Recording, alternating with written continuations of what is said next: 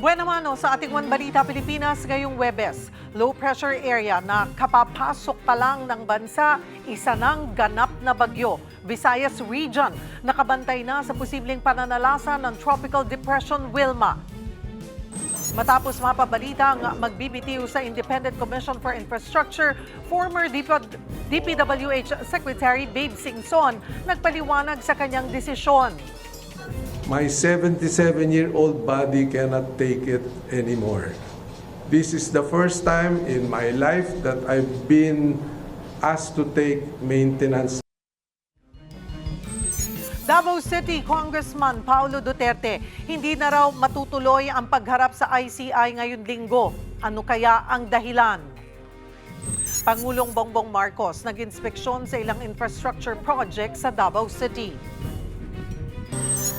At tambalang rap gel nina Robin Angeles at Angela Muji, magkakapelikula na rin.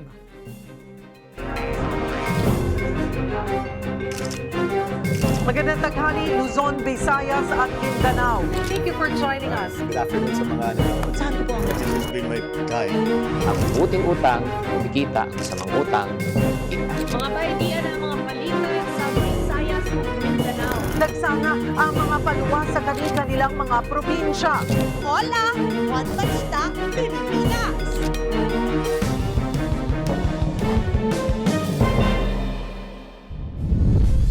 Magandang taghali, Luzon, Visayas at Mindanao. Nang dahil sa pangangantsaw, pinagtataga ng isang lalaki hanggang sa mapatay ang kanyang kapitbahay sa Sarangani.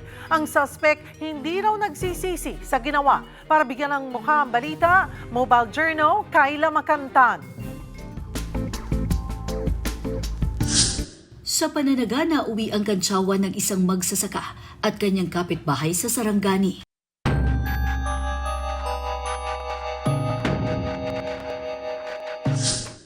Putol ang kaliwang kamay at tadtad ng malalaking taga ang iba pang bahagi ng katawan ng 45 anyos na magsasakang si alias Jeng nang datna ng mga otoridad nitong linggo.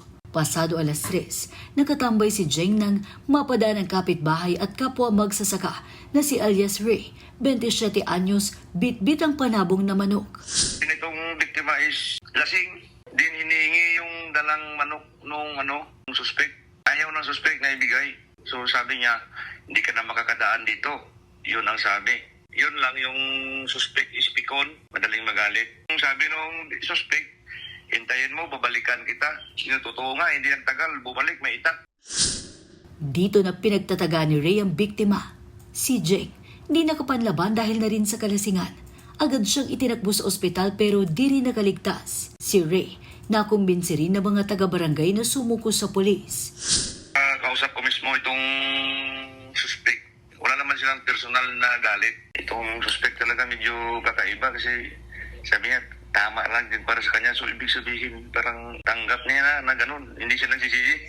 Himas rehas na si Ray na nahaharap sa kasong murder.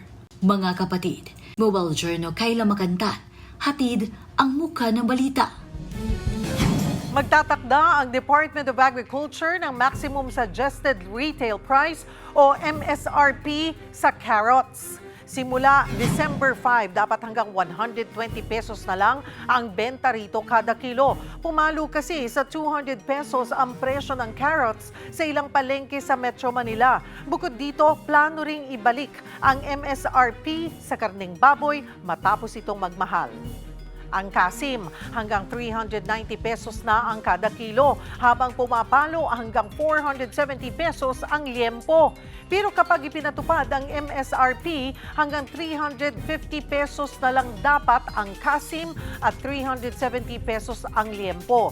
Tiniyak naman ng DA na sapat ang supply kahit ipinagbawal muna ang pag-angkat ng pork products mula sa Spain dahil sa African swine fever. There's no effect dahil punong-puno lahat ng cold storages natin ng pork. I think this Christmas season, medyo reasonable ang price ng pork. Isa ng Tropical Depression Wilma ang binabantayang low-pressure area sa loob ng Philippine Area of Responsibility. Para sa detalye, makakausap natin si Pag-asa Weather Specialist, Lian Loreto. Magandang tanghali sa iyo, Lian. Magandang tanghali po, Cheryl. Alright, ano po ang update? Can you give us an update ukol dito sa tropical depression na si Wilma? Well, kanina nga pong alas 8 ng umaga, ganap ng naging bagyo itong low pressure area na binabantayan natin sa silangan ng Eastern Visayas at tinatawag na nga po natin bilang si Bagyong Wilma. Tropical depression po ito at kaninang alas 10 ay nasa layong 625 kilometers sa silangan ng Katarman, Northern Samar. May taglay na pong hangin na abot sa 45 kilometers per hour malapit sa sentro at pagbugso na abot sa 55 kilometers per hour.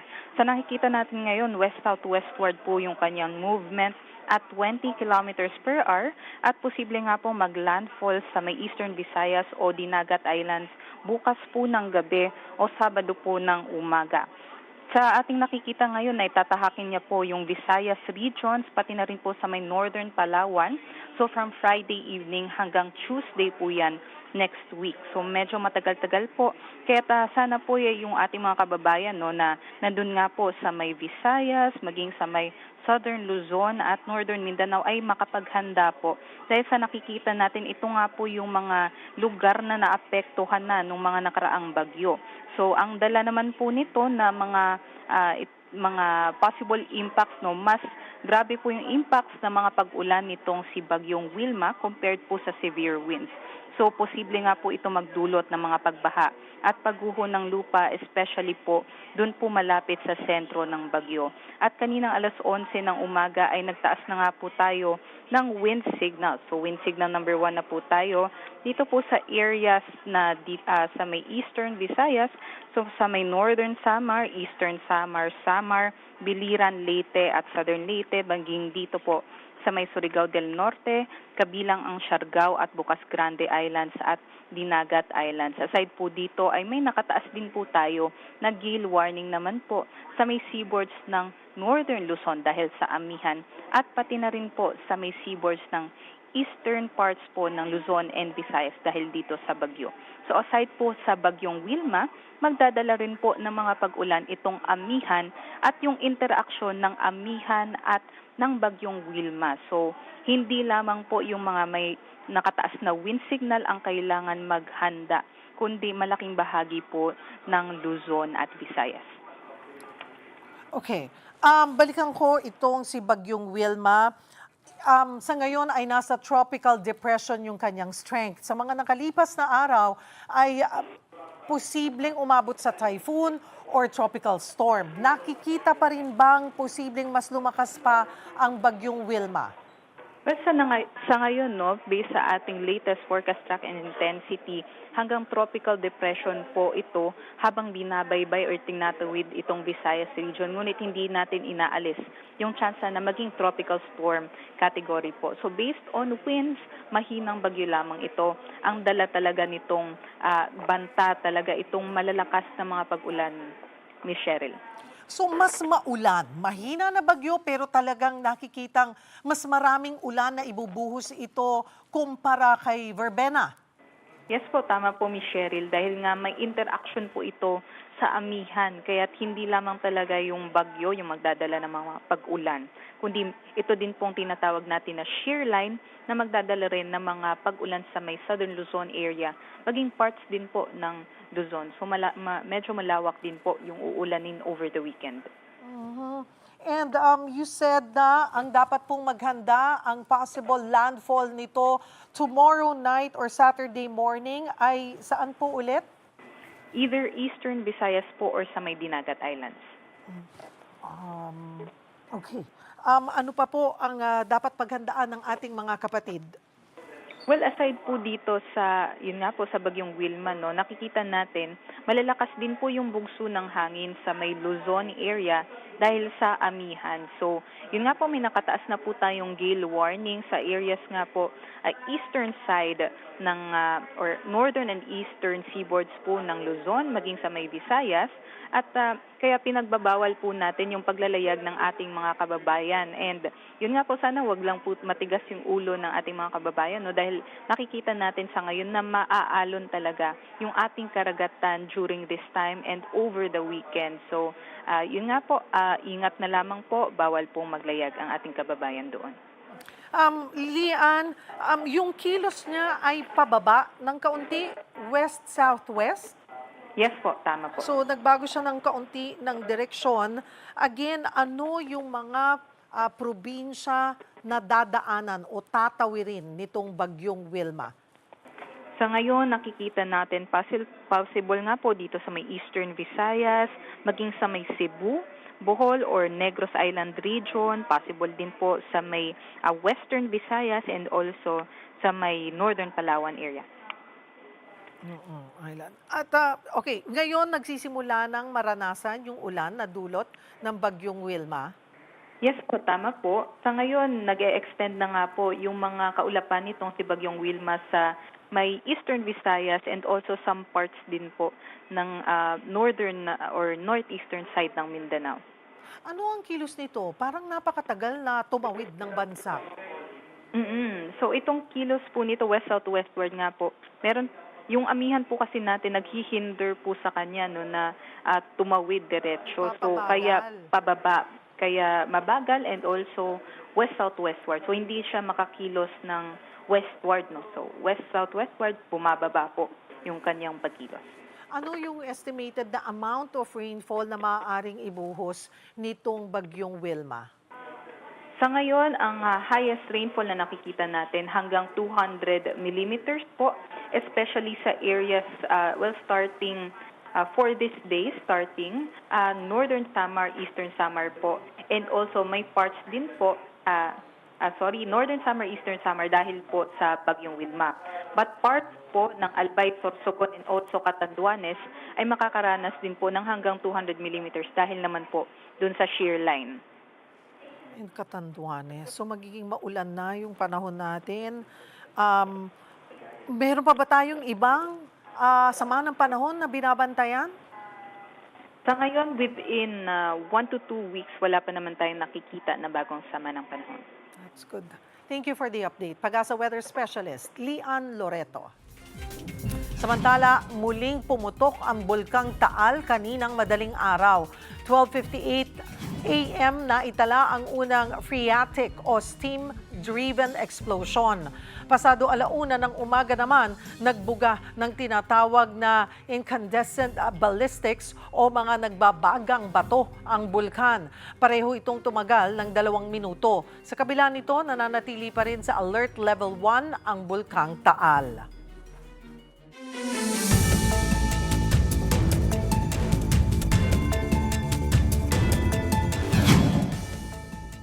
Mga bay, diya mga balita gikan sa Visayas ug sa Mindanao. Nagsugod na ang mga pagpangandam dito sa Visayas tungod ani moabot nga bagyong Wilma. Matod sa Pag-asa, gipaabot ang moderate to kasamtangan hangtod kusog nga pag-uwan ugma hangtod sa Sabado sa Samar Provinces, Leyte Provinces ug Negros Provinces. Apil sab ang Cebu, Bohol, Biliran, Siquijor, Aklan, Antique, Iloilo, Capiz ug Guimaras. Gipaalerto na ang mga LGU nga abisuhan ang ilang mga residente nga maghimo sa gikinahanglang mga pagpangandang labi na sa mga lugar nga daling mabaha ug peligroso sa landslide. Mga tutas Mindanao mga bay, kay niagi didto si Presidente Bongbong Marcos tungod kay mag-inspection siya sa usa ka infrastructure project didto. Mga ito og update bahin ani gikan kang Bril Montalvo. Bril, unsa may resulta din ha sa inspection ni PBBM? Chiki, mismong si Pangulong Bongbong Marcos ang nanguna sa pag-inspeksyon sa Bukana Bridge Project diri sa Davao City karong adlaw. Kauban ni PBBM si Public Works and Highway Secretary Vince Dizon sumala sa DPWH ana-ana sa 99.2% ang completion rate sa naisgutang tulay nga nakatakdang abrihan alang sa mga motorista bag-o pa man mahuman ang tuig. 4 lanes ang tulay ug adunay gitas-on nga 1,340 meters. Gipondohan kini og 3.1 billion pesos ubos sa Official Development Assistance sa nasod China. Gisugdan ang ang konstruksyon sa maong tulay na ato pang November 2023. Parte kining tulay sa Davao City Coastal Bypass Road Project. Nagkonekta kini sa eastern ug western part sa Davao City Coastal Road tumong sa maong tulay nga maubsan or makunhuran ang dagan sa trapiko sa lungsod. Ania ang tipik sa pamahayag ni Pangulong Bongbong Marcos. Ang estimate natin na ang biyahe na dati halos 2 oras ay mababawasan, magiging mga 25 minutes, 20 minutes na lang. Kaya't malaking ginhawa, lalong-lalo na ay ngayon na magpapasko tayo. Chiki, sumala ni Pangulong Bongbong Marcos nga abrihan kini nga Bukana Bridge sa publiko karong December 15. Dugang nga ni Pangulong Bongbong Marcos nga ang tibuok bypass road diri sa siyudad sa Davao ablihan karong December 2027. Chiki. Daghang kaayong salamat, bay ha. Mauto si Bril Montalvo ang atong igsuon gikan sa News 5 Mindanao. So mga bay, magkuyog na sa taugma para sa mga balita sa Visayas ug sa Mindanao. Ako si Chiki Verhel.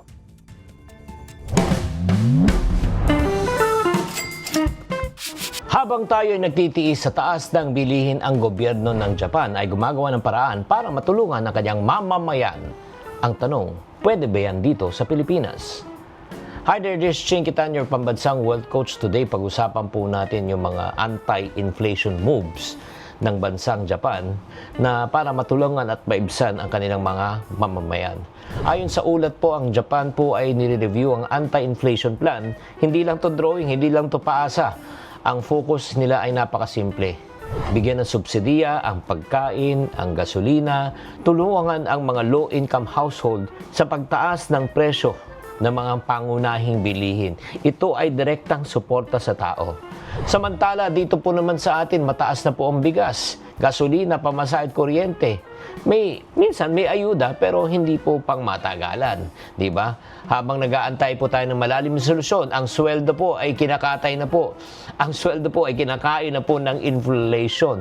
So, ano po yung mga leksyon na pwede nating matuto? Una, sa panahon ngayon, kailangan po talaga tayo maging wais pagdating sa ating gastusin. Humingang malalim bago tayong gumastos. Marami na pong tao na i-stress sa taas ng bilihin, sa bills, pagod na po, di ba? Pero minsan, ang problema, hindi na dahil hindi tayo masipag at matyaga. Pero kulang na talaga sa oportunidad at pagtaas ng presyo. Ang tanong ko, may suporta ba tayo nakukuha sa ating pamahalaan? Pangalawa, kung wala na tayong nakukuha pang suporta, kailangan gumawa na tayo ng sariling paraan. Meron tayong kasabihan, kung gusto, gagawa ng paraan. Kung ayaw, maraming dahilan. Kailangan maghanap na po tayo ng paraan kung paano tayo kumita ng dagdag. Gamitin natin ang ating talento, ang ating skills, para magkaroon na tinatawag na second income. At syempre, paalala ng konti. Pag tayo kumita muli, konting bawas sa kape, konting bawas sa pagkain sa labas, konting bawas sa gala, mas malaking bawas sa stress pag tayo po ay hindi gumagastos ng higit pa sa ating kinikita. Kung ang bansang Hapon po ay gumagawa po ng paraan para mag-ingat sa kanilang ikangay kaperahan, lalo na dapat tayo. Hindi tayo pwedeng bahala na, kailangan malinaw ang ating plano, malinaw ang ating pagkilos sa gitna ng pagtaas ng presyo. Sana naliwanagan po kayo. Tatandaan, tamang karunungan, tamang disiplina po ang susi sa pagyaman. Susunod, former DPWH Secretary Babe Singson may apila sa pamahalaan matapos kumpirmahin ang kanyang pagbibitiw sa ICI. My 77-year-old body cannot take it anymore. This is the first time in my life that I've been asked to take maintenance. Yan at iba pa sa pagbabalik ng One Balita, Pilipinas.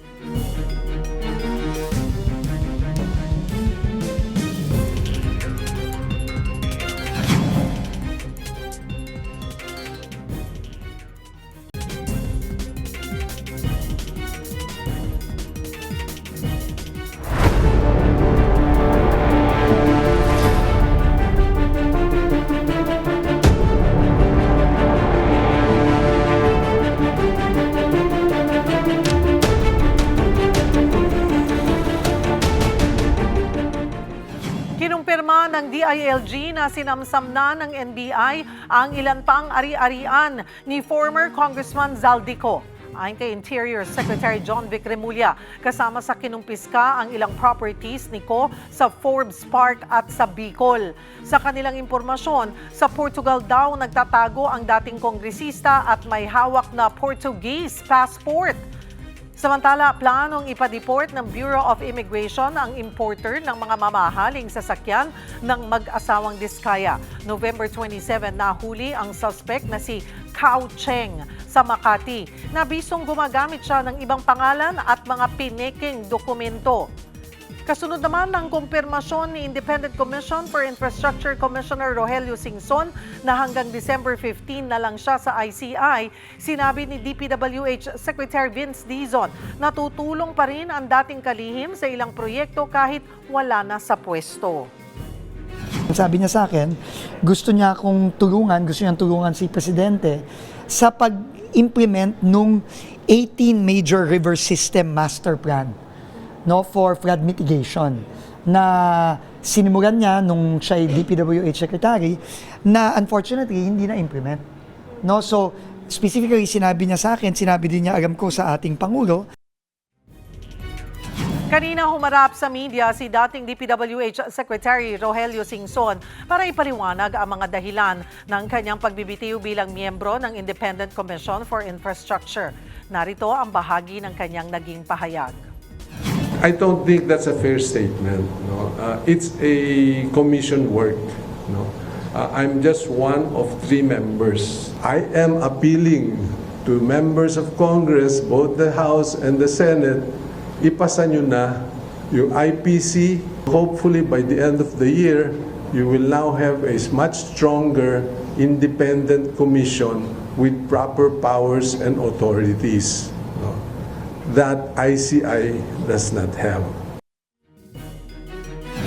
Sa puntong ito, magkakausap natin ICI Commissioner Rogelio Babes Singson. Magandang tanghali po, Commissioner. Salamat po for taking our call. Salamat din, Cheryl, for having me. Ayun po, Commissioner, kaliwat kanan po ang tanong at espekulasyon tungkol nga po sa inyong biglaang pagbibitiw. In our last conversation, nabanggit nyo na may ilang frustrations kayo sa pinagdadaanan. Dumating na po ba nga kayo sa puntong sagad na ito? Totoo bang hindi na ninyo nagugustuhan ang direksyon ng ICI kaya napagpasyahan po ninyong mag-resign? Hindi naman, not in that context. No, ang frustration ko, Cheryl, is not just for myself, but for the whole ICI. No, for example, we still don't have a staffing pattern so that we can bring people on board and pay them the correct compensation. No, hanggang ngayon volunteers pa yung mga tao dito. No? So I could not even bring in a staff because magtatrabaho sa private sector, kukunin mo tapos hindi mo susweldoan. Paano naman yun? No? The thing is, we cannot, everyone should not rely on one institution and not even on one person. No? Like ICI is a commission of 3. Now, what we need is for other quarters to do their job, no? For example, the new bill that has been there being discussed, I personally attended the Senate hearings to give our inputs, and another person, the Executive Director Brian Hosaka, attended the lower house deliberations kasi magkasabay din na deliberate. I could not be in both places. So having said that, we really need a stronger independent commission for it to function properly. No? Ito pong mga concern nyo, ito bago po sa inyong pagbibitiw, nakakaabot naman po, alam naman po ito ng palasyo, di po ba? Wala ho ba silang naibibigay na dagdag na suporta para mas mabilis ang maging paggalaw po ng ICI? Ano po ang sabi nila ng Pangulo? Well, dapat batas na kasi. But in addition to that, we ask for them to issue a directive to all other government agencies to lend support to us. No? And that's why we had to create a technical working group to look at administrative remedies because we know that the legal process medyo mahaba yan. And we feel the frustration of the public. No? So, halimbawa, magsasubmit kami ng findings, pag-aaralan ng ombudsman. Mabuti lang, si Ombudsman Remulla nandyan, medyo aktibo, no? So, from ombudsman, it goes to the Sandigan Bayan. Sandigan Bayan will hear with all the backlog that's pending there, no? So, kailan pa may resulta niyan, no? So, yung frustration, nararamdaman namin yon. Then the burden looks at ICI, no? The public looks at ICI. At sinasabi namin, hindi kami yung magpapakulong, no? Now, having said that, we had to look at other remedies, so administrative nga, no? Gaya nung in-announce mo kanina, yung DILG nag-confiscate na ng assets, no? Yung mga sasakyan, BOC, meron silang mga administrative remedies. Yung penalties for rigging of bids, no? Ang lalaki ng multa niyan. Yung understatement of income tax of contractors, ang laki-laki ng understatement, no? Ito yung mga administrative remedies that the technical working group has been discussing. We met last Tuesday to discuss this, no? Yun pong staffing and compensation ay malaking bagay po yun eh. Hindi ho kaya itong pagre-resign po ninyo, magsunuran din naman ho yung iba. Hindi naman. I hope not anyway. Wala ho ba kayong nababalitaan o naririnig dyan, nagpaparamdam sa inyo na, Commissioner, parang sasabayan ko na po kayo? Hintayin mo lang mangyari. Very, ayaw ko pangunahan. Sa inyo pong pagbibitaw, Commissioner, December 15, malapit na po yun. Sino ho daw ang magiging kapalit nyo? Well, I have nothing to do with the replacement, but I'm hoping that a replacement that is a lawyer, CPA, and maybe someone who has track record in prosecution will help. Mayroon po ba Hindi na kayong... kailangan engineer.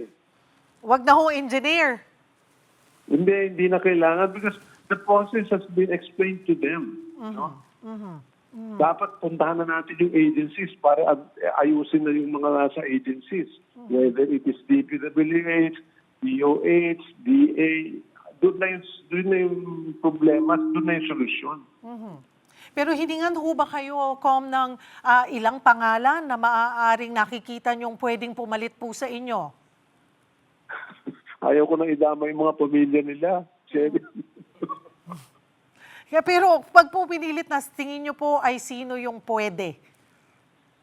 I have no names in mind. Apo. Pag sinabi nyo pong ayaw nyo nang idamay ang kanilang mga pamilya, ito po ba'y base sa inyo pong pinagdaanan sa loob ng 3 buwan? Yes. We're not used to this kind of security. We're not used to this kind of setup. We've lost our privacy, actually. Bago po ako pumunta sa ibang mga tanong, kamusta po ang inyong kalusugan?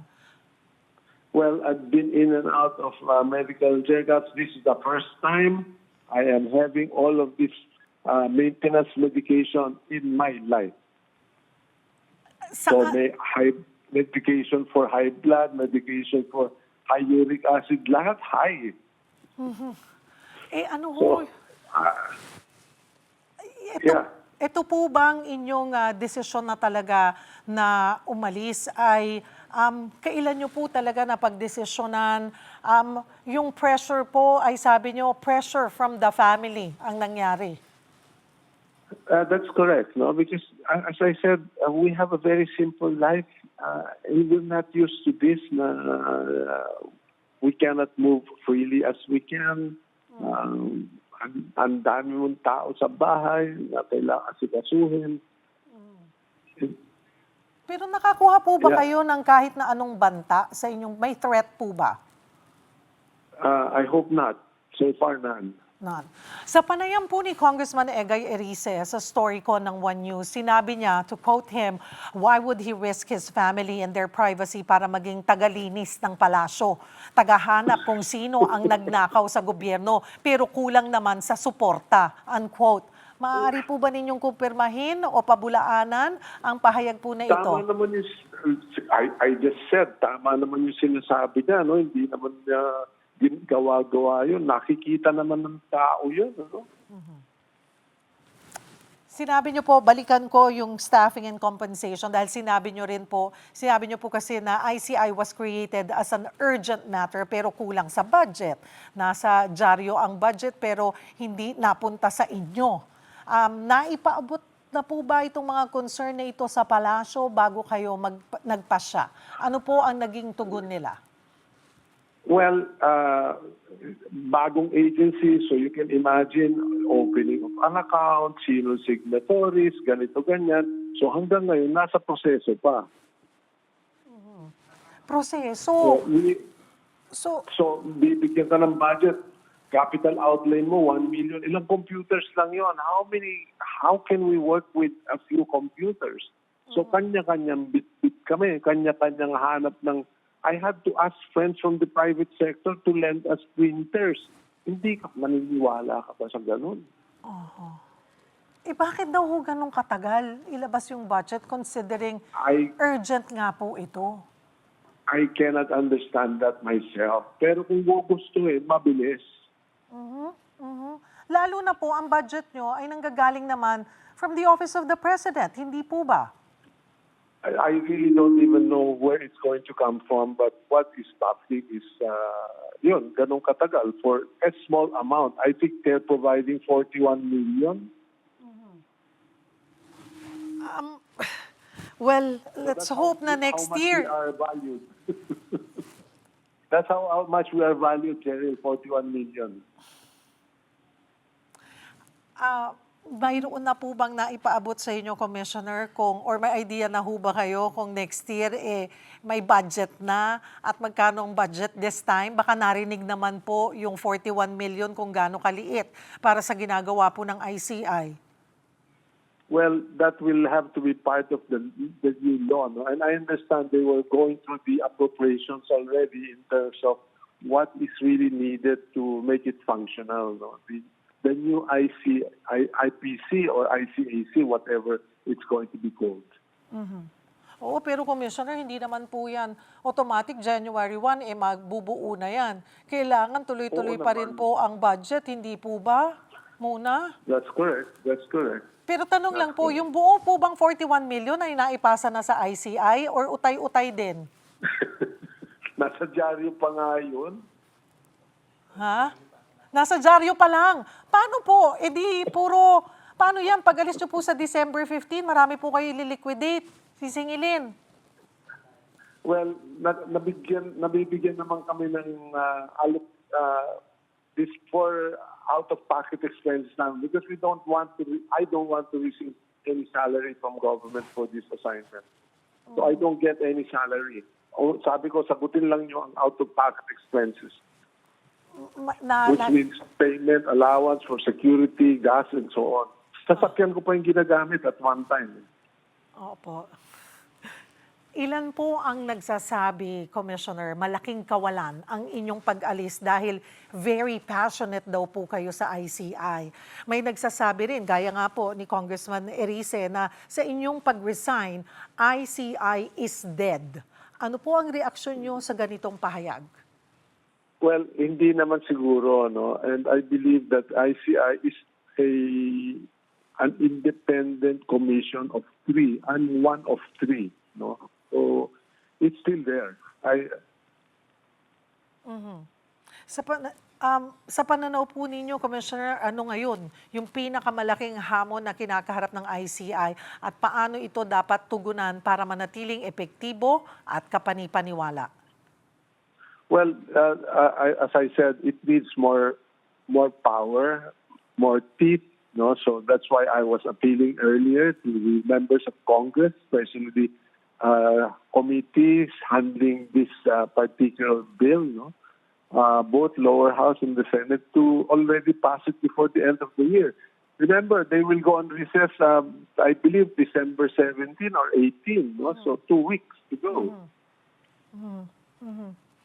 Kahit hindi na po kayo miyembro, Commissioner, ano po ang pinakamahalagang prinsipyo o proseso na dapat ipagpatuloy ng ICI moving forward? Well, the principle that we have always adopted is follow the evidence wherever it is. Kung saan kadalhin yung ebidensyang binibigay sa amin. And that's why we had to not to live stream all the proceedings. Ang dami kasing confidential information. And this has to be verified, no? Ang kawawa naman yung naka-live stream ka, biglang nagpanggit ng pangalan yung witness, hindi niya kayang supportan. Nasira na yung pamilya noon. So, para po sa inyo, hindi na dapat talaga i-live stream kahit may pressure from the public? Kita mo naman yung nangyari din sa Senate hearing, no? Ang daming nasirang congressman doon na walang kalaban-laban. Ayon naman po kay DPWH Secretary Vince Dizon, nais nyo raw ituon ang inyong technical expertise sa pagtulong sa DPWH, lalo na sa upland mitigation at sa Major River System Master Plan. Ano po ang magiging eksaktong papel nyo sa departamento? Magiging active po ba kayo sa DPWH sa pagtulong sa kanila? No, I just told Vince that it's about time to implement honestly yung master plan for the 18 major river basins. Keep in mind, although I keep referring to 18 major rivers, those 18 major river basins cover 63 provinces nationwide. Ang lawak niyan, no? So, we have to work on the master plan, no? Otherwise, next year, nakanganga na naman tayo, nandiyan na naman yung baha, wala pa nangyayari. No? Kasi ang ginagawa natin, tingi-tingi, hindi nasa master plan. At naintindihan ni Pangulo yan nung sinabi niya, water impounding is the right solution and the first step. No? Water impounding upstream the major river basins. No? So, Commissioner, did you commit to Secretary Vince Dizon na tutulong nga po kayo? No, I told him I can help with however I can, no, para ma-implement na yung master plan na yan. Otherwise, unang-una apektado ng economy because there are no major undertakings, no? Because nga everybody's so afraid na anomalya na naman ang mangyari diyan. So, although the second is yung river basin master plan, which is beneath that is an integrated water resources management. Ano ba ibig? Flood control is just one component. To me, the bigger concern is meron pang nakukuhaan ng ating mga kababayan ng potable water. Wala eh. And yet, tinatapon lang natin yung surface water na yan, nakakaperwisyo pa. Bakit hindi natin imbakin? No? Ganun lang yun. Napakahirap bang intindihin nun? Ay, Commissioner, kung sakali pong makiusap, lumapit po sa inyo, Secretary Vince Dizon na, Sir Babes, pwede po bang para po ma-implement na itong master plan, sa inyo ko na po ibigay ba dito? Pwede po kayong tulungan nyo kami, dito kayo mag-concentrate para ma-implement na po ito? Tatanggapin nyo ho? No, I told him I'm willing to help in whatever way. No? So whatever way, but wala akong tao, isa lang ako. No, we need a program. We need funds to be able to execute. There are already agencies that you need to just coordinate. No, andyan ang LUA, andyan ang NIA, andyan ang DA, andyan ang DNR. Para ma-implement yan. Ayun nga po, kung sa inyo po ipakiusap, pwede po, tatanggapin nyo. I keep saying, I can help, but not an employee of government. Ayun, klaro na po yun, Commissioner. Okay. Kayo na po, Commissioner, ang pangalawang opisyal na nagbitiw sa ICI dahil dito marami po nagtatanong kung dapat pa ba itong pagkatiwalaan ng publiko. Ano po ang nais ninyong iparating sa publiko lalo na sa mga umaasang magiging mas agresibo at mas transparent nga ang ICI laban sa katiwalian? No, we need to put our trust in an institution, but not only on one institution. The other institutions and other entities have to do their part. No? In other words, there are many government agencies that have to do their cleansing. No? Hindi naman ICI lang ang tagalibis sila. No? Janitor ba kami?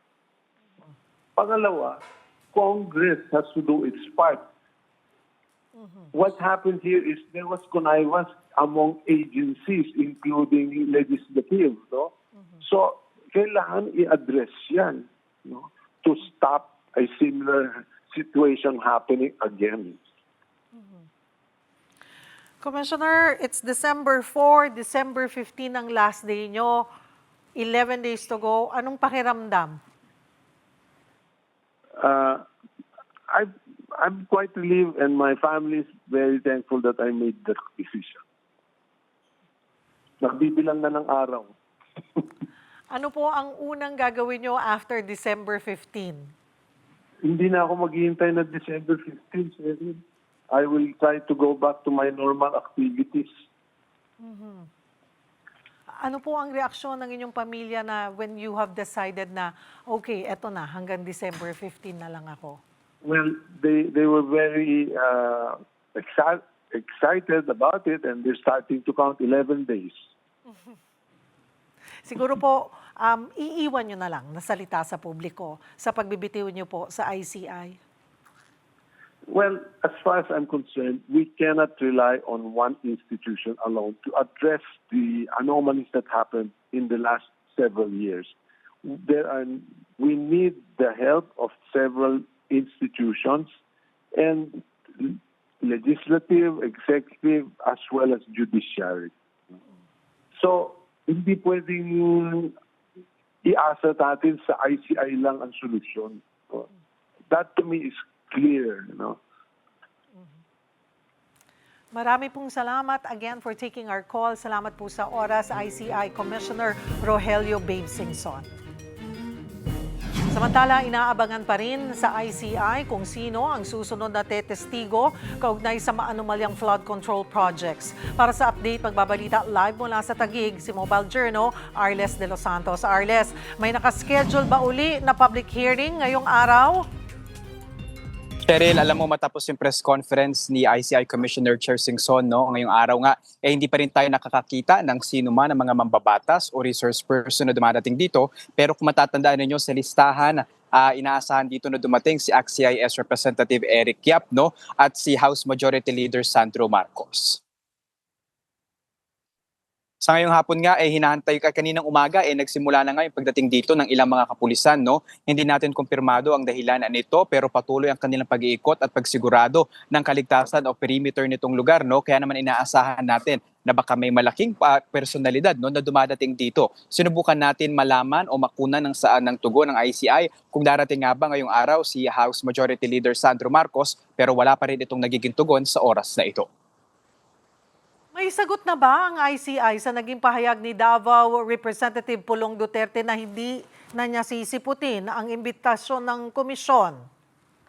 Wala pa tayong tugon mula sa ICI dyan, Cheryl, no? Pero alam mo kaninang umaga, naglabas nga no, ng statement itong si Davao City 1st District Representative Paulo Duterte, no? Na ayon sa kanya, hindi na raw siya dadalo dito sa pagpupulong, no, na pagpapatawag ng ICI, no? Dahil ayon sa kanya, no, wala raw jurisdiction ng ICI sa kanya dahil bahagi siya ng legislative body, no, ng mga gumagawa ng batas at ng Kongreso, at ang kapangyarihan daw ng ICI ay limitado lamang daw sa ehekutibo. Wala rin daw anumang factual o legal basis sa investigasyon na ibinigay ng komisyon dahil sa kawalan ng detalyeng tatalakayin sa pagdinig. Binanatan niya rin, Cheryl, no, ni Duterte ang ICI na sinasabi na hindi raw siya bahagi ng Appropriations Committee. At dahil nga daw binuo ang ICI ni President Marcos Jr. na na-implicate na rin, no, ilang beses ng ilang mga major key players daw ng flood control scandal na ito. Gaya ni Representative Zaldico, dapat daw imbestigahan agad-agad ang Pangulo dahil siya daw ang may mga control dito, higit lalo doon sa mga proyekto no, ng Regions 1 and 8 no, mula 2022 to 2025. At bukod pa dyan, no, yung revelasyon daw ni Representative Zaldico ay revealing at nakagugulat at hindi raw ito dapat na pag hindi pansinin, no? Pero ayon kanina sa ICI, no, kay Commissioner Singson, hindi nila tinitignan na magagamit ito testamento ni Zaldico at kailangan na umuwi siya dito sa bansa at manumpa sa komisyon para panindigan ang kanyang mga alegasyon. Maraming salamat, Mobile Journal, Arles de los Santos. Sa Kamara, isinusulong na maamyendahan ang revised penal code. Para sa update magbabalita live mula sa Batasang Pambansa, si Mobile Journal, Amy Atienza. Amy. Cheryl, marami pang araw ang kailangang amyendahan no, sa revised penal code ng bansa. Kaya patuloy ang pagsusumite ng mga mambabatas ng mga House Bill para nga maipagpatuloy ang revision ng revised penal code.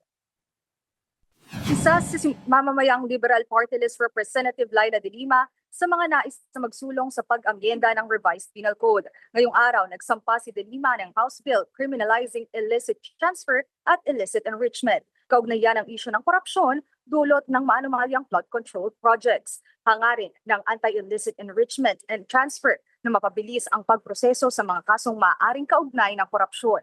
Mapapadali rin daw ang prescription nito kumpara sa 20 years prescription ng anti-plunder law.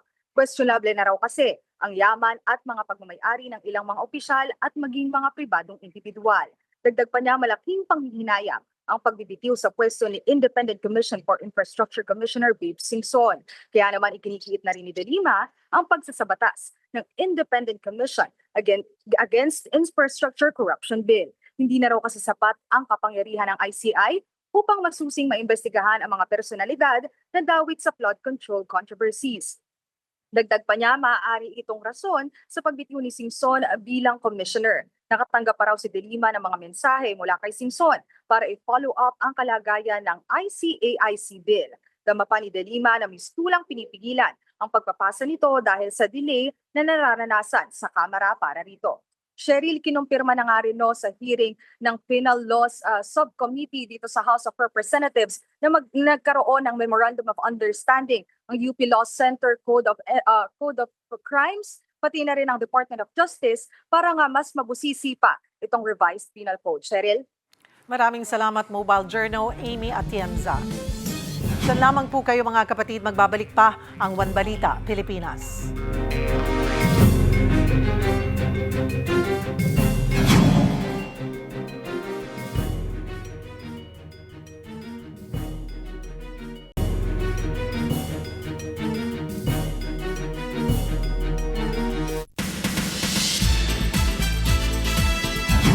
Alam mga kapatid, going global na ngayong mga storya galing sa Southeast Asia at eto na nga ang bagong aabangan, isang Pinoy action series mula sa Netflix. Ang sequel po yan ng Buy Bus. Ito ang Buy Bus The Undesirables. Yan ang report na ito. Nasa report na ito. Watch this.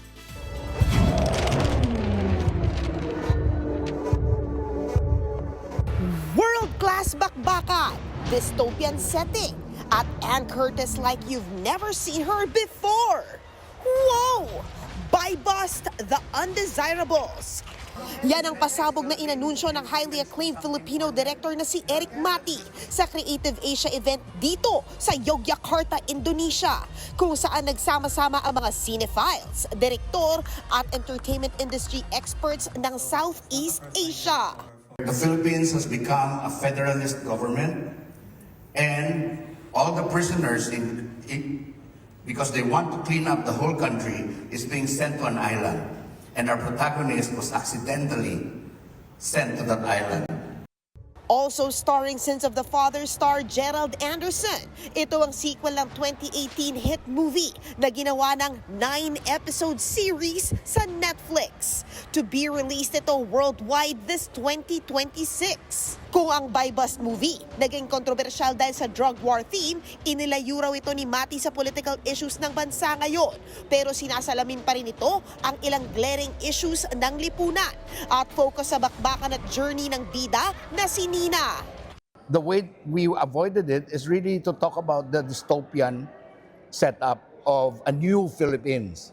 Because then it takes us away from the headlines. Hindi na namin kailangang i-discuss pa yung mga yun. Diba? Because it's a new world that's imagined.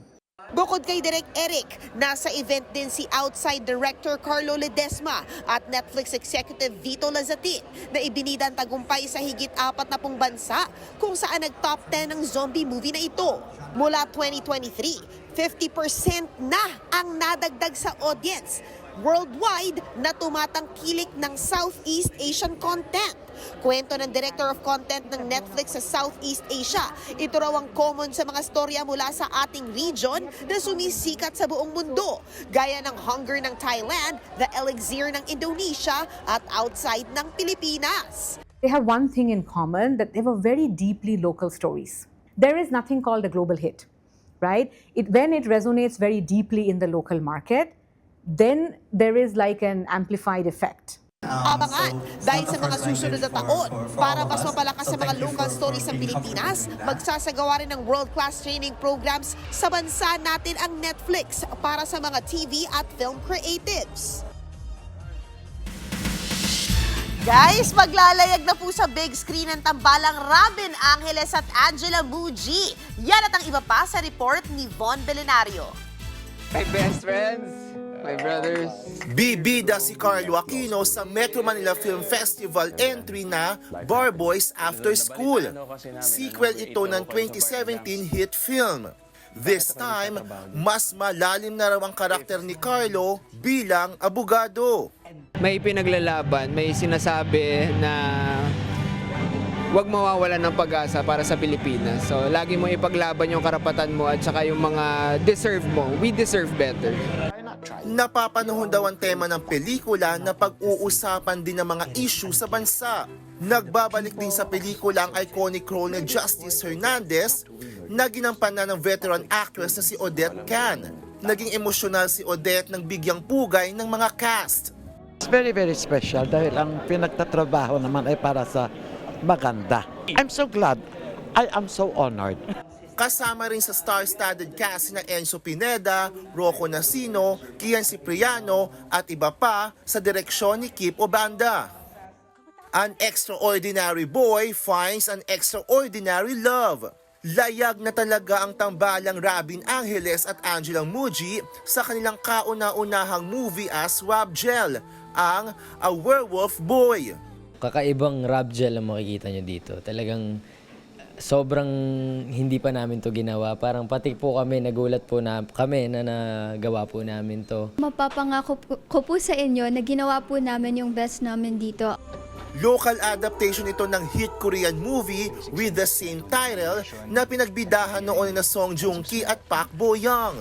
Challenging daw ang karakter kay Robin, both emotionally at physically, lalo na't karamihan sa mga eksena ay hindi siya nagsasalita at mata-mata lang ang aktingan. Sa totoo lang po ang hirap. Kasi nasanay po ako yung parang sobrang daming lines. Si Angela naman, nahirapan daw sa mga heavy scene. The emotions there. It's just the tears, they won't drop. Pero ang galing-galing niya. Pero this time, sabi ko, hindi na ako pwede magpadala sa iba. Kailangan ako na yung magdala sa sarili ko. Buena manong handog ito ng Rob Gel at Viva sa mga manonood sa 2026. Makakasama nila sa pelikula sina Candy Pangilinan, Albi Casino, Yayo Aguila at iba pa, with special participation of Lorna Tolentino sa direksyon ni Crisanto Aquino. Kapatid, ako si Von Belenario para sa 1PH. Mga kapatid, yan muna latest sa showbiz. Balik sa'yo, Cheryl. Thank you, MJ. Mga kapatid, 21 days na lang, Pasko na. At yan po ang mga bumabanderang balita at public service sa inyong tunay na kasalo sa tanghali. Hanggang bukas, dito sa Balita ang magpapabusog sa inyong kaalaman. Ako po si Cheryl Cosim. Kami ang inyong kapatid sa public service. 1PH, teleserbisyo para sa Pilipino.